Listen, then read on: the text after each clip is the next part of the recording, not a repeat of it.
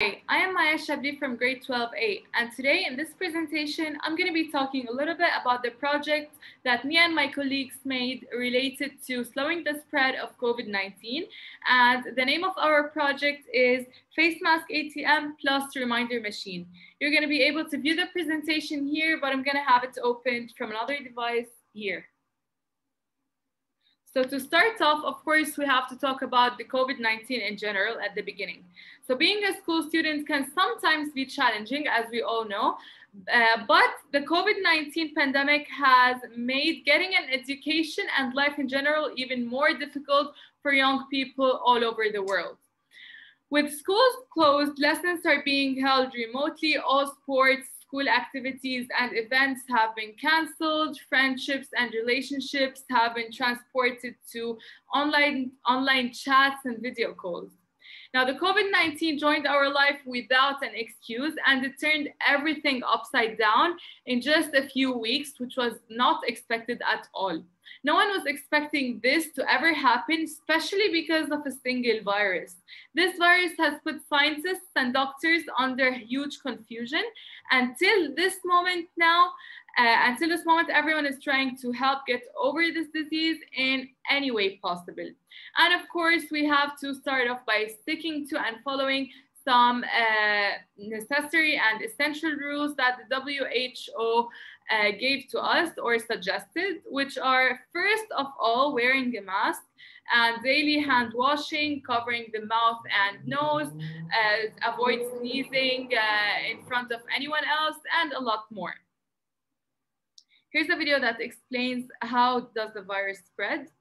And now let's talk a little bit about the importance of wearing a mask. Masks are a crucial measure to suppress transmission and to save lives.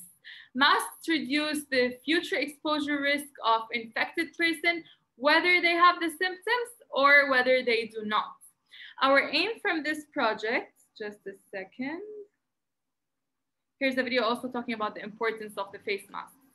So our aim from this project is to stop the spread of the coronavirus and to remind people to wear masks before going anywhere.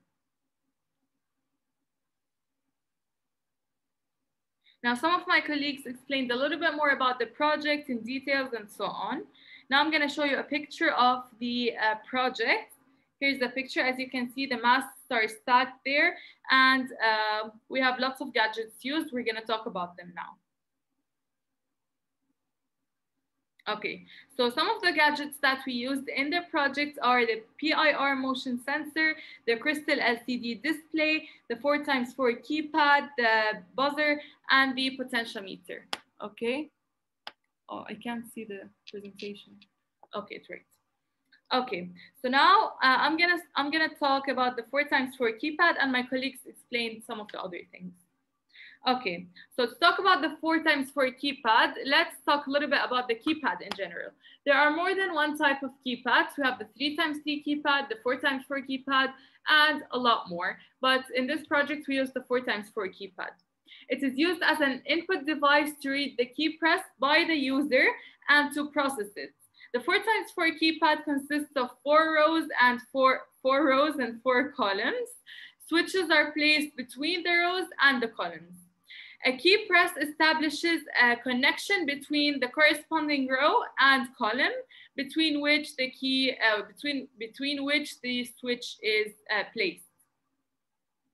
Now let's talk more about it.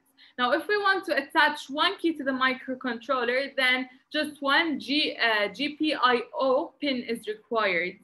So we just have to connect a single wire. But if we want more keys like 10, 15, 20, or whatever to interface, then it can acquire all microcontroller GPIO pins.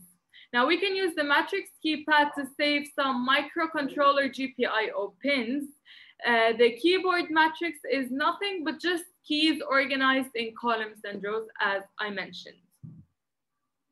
Okay, here, as you can see, how this is an example of how we connect it. So basically we have the 4 blue wires and the 4 red wires. The 4 blue wires are the wires related to the rows. The first one is for row number 1, row number 2, row number 3, and row number 4. And the red ones are for the number of columns. Now moving on, I'm just going to continue talking about the 4 times 4 keypad. So if the data read is all 1s or ones, no key is pressed in that row, and the procedure continues to the second row or to the next row, which is R2. So now the next row is R2. We have to check for any 0, read the columns, and this process continues until the row is found or identified. It is also possible to interface keypad of any size, whether it's 4 times 4 or any other size, with just one analog pin, and it is based on voltage divider network. Now I'm going to talk about where did we use it in our project, or how did we use it. So the use of it was quite simple. We just added the 4 times 4 keypad so that we could tell the machine how many number of masks do we want to get, or how many number of masks should it produce or give us. And when, for example, if I chose 2 masks, when these 2 masks are given to me, the buzzer is gonna stop buzzing. Now to some real life applications. We can see the 4 times 4 keypad in almost every day in our everyday lives, such as in coffee machines. You have to press the number of coffee cups that you want, or how many coffee pumps do you want, and so on. And the second real life application here, the input module can only have few pins, so we have to use the 4 times 4 keypad if we have a project that requires a lot of pins, so that the wiring would not look confusing or appear like complicated to the viewer of the project. Okay, and finally, for more professional look, we have to use the 4 times 4 keypad, because as I said, it's organized in 4 rows and 4 columns, and the colors are perfectly done and everything is super organized. And also the number of GPIO pins that are used are only 8, which is less confusing. That's it for the keypad, the 4 times 4 keypad.